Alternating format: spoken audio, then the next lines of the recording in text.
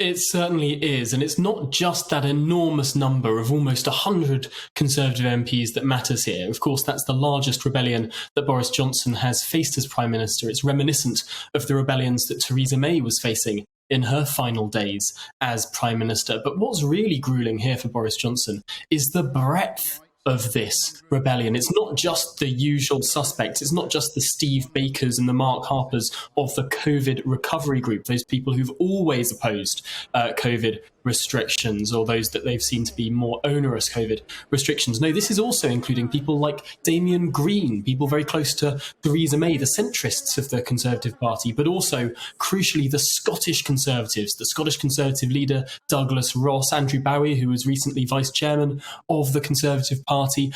This is a very broad coalition of people standing up against mainly vaccine passports. And really, I think we can read into this a big marker that is being laid down in Parliament now. This isn't just about vaccine passports. This is about the direction that the country now goes in. It's going to be very, very difficult for the government to bring forward any further kind of more onerous restriction.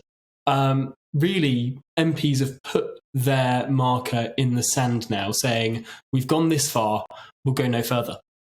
This is about Boris Johnson's leadership, and he may have saved it, but for now, there is a sense that the demise, the history will judge this as a very important moment in the Johnson premiership.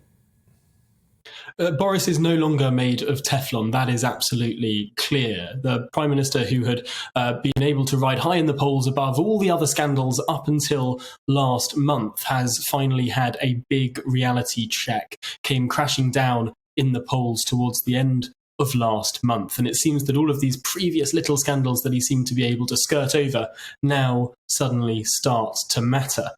It's interesting that Boris Johnson personally was doing the ring round of Conservative MPs yesterday evening, trying to get them on board. He sent in Chris Whitty to give a briefing to MPs as well. That clearly wasn't enough to get significant numbers of those rebels within his party to change their mind. And indeed, it's an embarrassing situation whereby a Prime Minister has to rely on the leader of the opposition to get his own policy through. It does make Boris Johnson look weak here. And I think the only sort of saving grace that the Prime Minister now has is that we're approaching the end of term in Parliament. Everyone will be going away. There'll be a short break. How festive it will be, how much gathering there'll be allowed, I think is an open question.